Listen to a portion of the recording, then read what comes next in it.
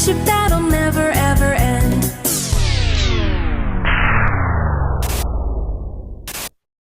Run!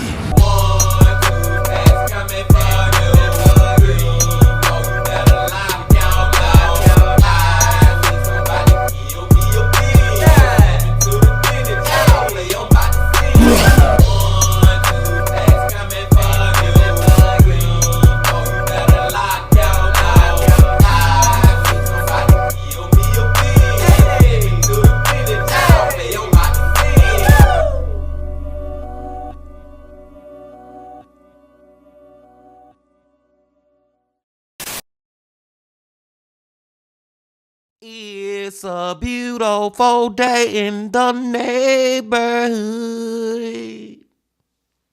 Reaction Beanie Yo 729. Tighten that neighborhood, my brothers and sisters, as we proceed to give you what you need. We about to go back to the man. We about to go back to the myth. We about to go back to the legend. MrBallen. Back to MrBallen Bean Team. And the title of the video is, this forest is the dumping grounds for a twisted psycho. Now, I just said yesterday on our live stream, Bean Team, if you're going out in the woods and you're by your freaking self, you need to have that thing on you. And I'm just going to leave it at that. And we're going to get into today's video. But before we get into it, y'all know what y'all got to do. Get whatever you may need. Get what you need, please. We are back to the man, the myth, the legend on a Sunday. MrBallen. Y'all got what y'all need. Y'all ready to go? Then let's go. Today's video is going to start out sounding like a pretty straightforward story about police trying to solve a murder. But when you get to the end of this video and you hear the big plot twist, you'll see that nothing in the story is what it seems. But before we get into that story, if you're a fan of the strange, dark, and mysterious delivered in story format, then you've come to the right place, because that's all we do, and we upload once a week. So if that's of interest to you, please sneak into the like button's house and replace all their family photos with pictures of the dislike button. Also, please subscribe to our channel and turn on all notifications so you don't miss any of our weekly uploads. Okay, let's get into today's story.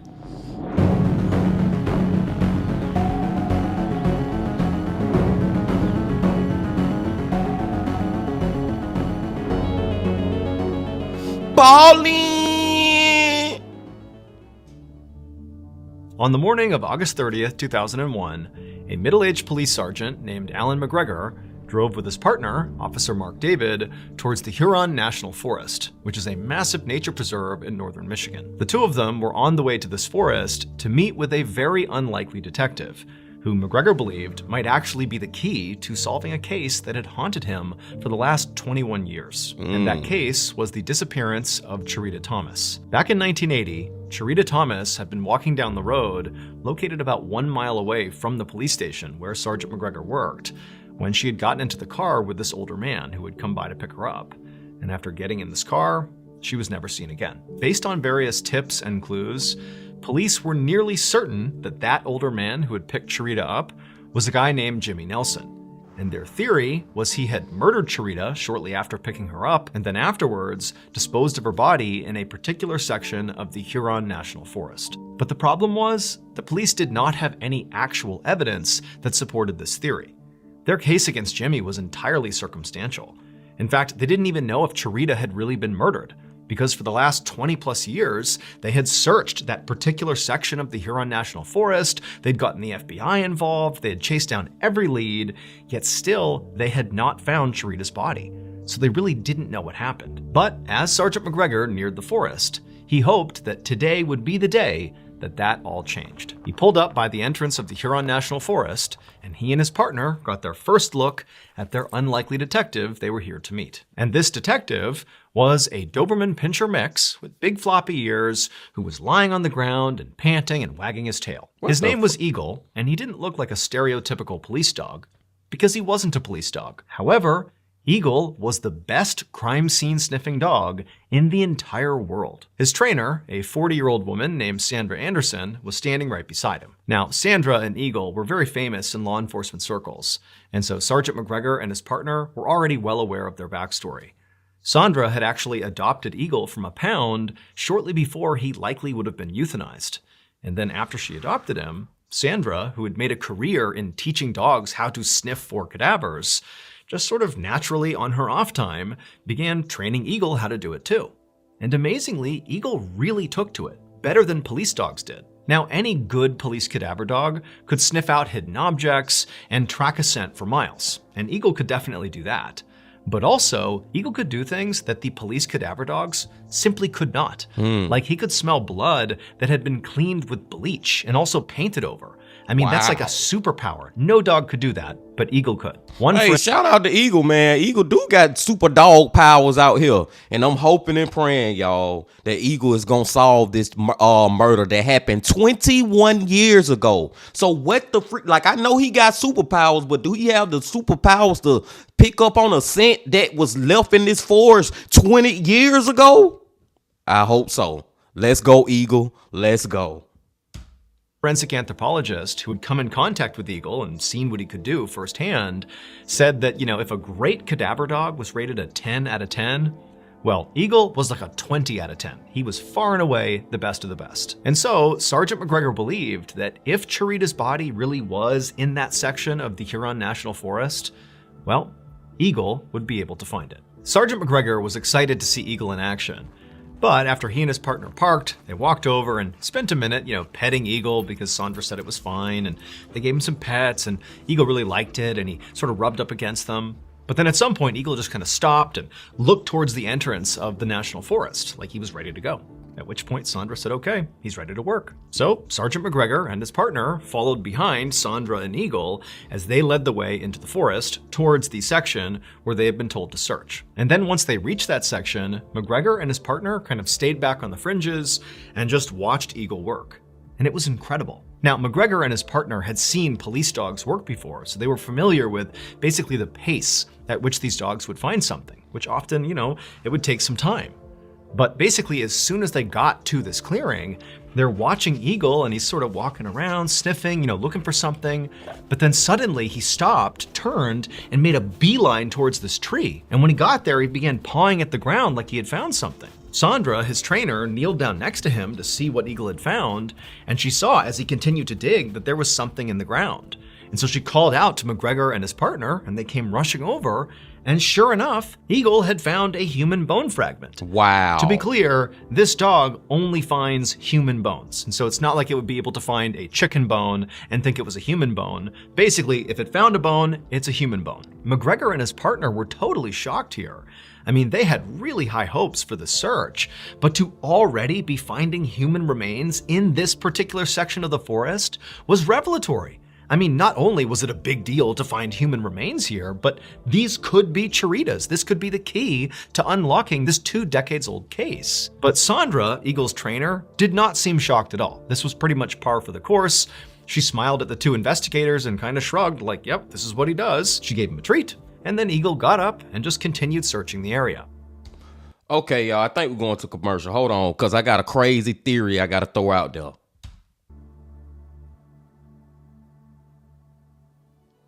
Thank you to my... Yeah, we going to commercial. Now check this out, Bean Team. I know this probably is not what gonna happen, but it's MrBallen, so I'm thinking here, there, and everywhere. Long story short, story long. What if Sandra is a freaking scammer? Or she I don't know the right word, but let's just say, what if she the one who actually placed that bone right there for Eagle to find? You know what I'm saying? What if it's all this was staged by Sandra and Eagle just part of the freaking the fake play or whatever, man? Y'all get what I'm saying that she doing? What if this is all an act? I'm just saying. I don't know, because I'm trying to figure out what is going to be the plot twist. And I know I just threw out a crazy theory, but I'm just saying. Let's go. Exclusively on Paramount Plus. Let's go. After Sandra and Eagle had taken off, McGregor and his partner bagged the bone fragment and then just kind of continued to let Eagle do his work. And over the course of that day, Eagle just kept on finding more human bones. It was truly incredible. And then the next day, when they came back for a second search, Eagle found even more. It was like there were human bones all over the place. However, this was actually kind of typical for human remains that have been left out in the wild for a long time, like they believed Chiritas had been. The idea is, after the body is left there and decomposes, animals come along and break apart the bones and kind of carry them in different directions. There's weather, there's a bunch of things that affect the body that sort of gradually takes it and spreads it all over the place. But as alarming as it was to find this many human bone fragments in such a small area in this forest, at the end of that second search on the second day, McGregor, all he could feel was elation. He felt like Eagle had done the exact thing he was hoping he would do. He had found the remains that very likely were Chirita Thomas's. McGregor thanked Sandra and Eagle profusely for their help, and then after saying bye to them, he and his partner went back to the station and they sent off the bone fragments to the FBI to be analyzed. And then after sending them off, they waited. The analysis would take several months, but in February of 2002, the FBI finally called McGregor. Now at this point, McGregor was very hopeful and sort of expected that these bone fragments would belong to Chirita, but what they actually said shocked him, because according to the FBI, those bone fragments that Eagle had dug up did not belong to Chirita. In fact, the bone fragments didn't even belong to a single person. They belonged to 3 different people. And when McGregor heard this, his blood ran cold, because he wasn't thinking, oh boy, this totally blows up the case. Instead, he's thinking, I bet Chirita is out in that forest. We just haven't found her yet, and if we keep using Eagle, we will find her. But now I have at least 3 more people that have been found out there, 3 dead people. So maybe Jimmy is way worse than I thought he was. Yes. Maybe he didn't just kill Chirita. Maybe he's a serial killer and he's dumping his bodies in that part of the forest. However, as explosive as this new information was, it only made things way more complicated for McGregor, because he and his partner and all of his colleagues had no idea who these 3 new bodies were. And neither did the FBI. The FBI could only determine that these bone fragments came from 3 different people, but who they were, they didn't know. And so, to try to figure out who these 3 people were, Sergeant McGregor would need to find more clues. And to find more clues, he needed Eagle to go back to the forest and keep on looking. And the crazy thing, man, Eagle might go back to the forest and find 3 more different people bone fragments. Being team, like, I'm at the point now where it's like, how many people did Jimmy really kill out here? Let's find out, y'all. I still don't know what's the real plot to it yet. I'm trying to figure it out, but I ain't figured it out yet. Let's go, Eagle. Let's go. he immediately reached out to Sandra, who said that she and Eagle would come back out there and search the forest again. The new search began on April 17th, 2002. McGregor, his partner, Sandra, Eagle, and a whole bunch of police officers and crime lab technicians descended once again on that same section of the Huron National Forest. But after a kind of lengthy search that day, the police officers, the entire police force that showed up, they didn't find anything of note. But Eagle, he did. At some point, Eagle had sniffed out a human knuckle bone in a dried out stream bed. When this discovery was made, Officer McGregor was elated because it was like, once again, we are finding evidence that's going to help him break this case he has been trying to crack for 20 years, which now might actually be way bigger than he thought it was. It might not just be the murder of Chirita. This might be the hunting grounds or the dumping grounds of a serial killer who killed Chirita Thomas. And he, McGregor, was going to be the one who solved it. He just knew it. But when McGregor turned back around to continue searching in the area that he was looking, he suddenly heard this commotion coming from behind him, sort of in the same direction where that human knuckle bone had been found. And he turns around and he sees what looks to be some sort of physical altercation happening amongst two people. He can't really tell who it is, but there's screaming happening. It's total chaos. And so, having no idea what was going on, McGregor abandoned his search, turned, and ran to go break it up. And after this fight was broken up, another major discovery was made. But it was not another bone. It would turn out the person who was dumping bodies in this section of the Huron National Forest was not a serial killer, nor was it Jimmy Nelson. Instead, the real culprit was actually one of the investigators who was out here doing this search right now. Eagle was not the world's greatest cadaver-sniffing dog. In fact, Eagle was not even a cadaver-sniffing dog at all. And his trainer, Sandra, was well aware of that, because this was all a big act. It would turn out, when Sandra and her dog were called out to a site to perform a search, Sandra would show up with a stash of human bones tucked into her clothing, right up against her skin. And then once the search began, she would discreetly pull little bone fragments out and drop them on the ground in front of Eagle, who would immediately notice them and alert people to them, making it seem like Sandra and her dog had once again saved the day. Sandra did— I called it from the beginning, Bean Team. Oh my God, man. The chills. I promise you, I got chills all up and down my body. I called this junk, y'all. And it was my most outlandish theory that I could come up with. Because I know MrBallen by now. We done reacted to over 100 and some MrBallen videos, y'all. I know this man. I knew that what he was about to say. But at the same time, I'm like, man, it sounds so freaking crazy. But it's actually what it is. She was putting on an act. Eagle wouldn't even know. This is crazy. Let's go, Eagle. Let's go. This dozens of times across dozens of searches all over the country, all because she loved the thrill of watching the police discover her crimes in real time. Sandra had been successfully searching for body parts that she herself had planted for years without anybody being remotely suspicious of her. However, during the search for Cherita Thomas, Sandra got caught. Right before that fight broke out on that last search, Sandra and her dog had stepped off to the side and believed nobody was watching them, and Sandra bent down and pulled a bone fragment out of her sock and was about to place it, but then realized a crime lab technician was clearly watching her. She had been caught. And so the crime lab technician went up to Sandra to call her out on it, and Sandra, who knew she was caught, began to panic and pretended that she was being attacked by the crime lab technician and made a whole scene about it.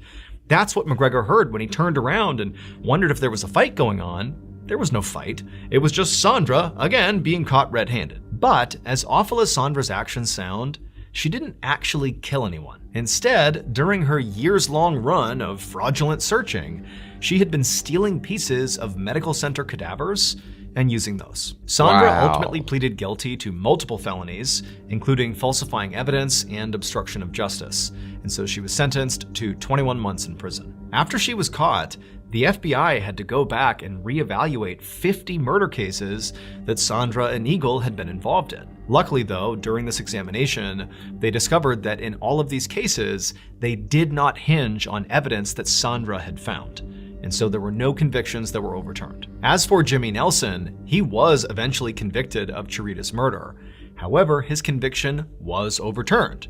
But it had nothing to do with Sandra and Eagle. The evidence used to overturn it was completely separate. And so to this day, we still don't know what happened to Cherita, and her body has still not been found. As for Eagle, nobody was mad at him, and he retired from working crime scenes and got as many treats as he wanted until he passed away peacefully in 2003.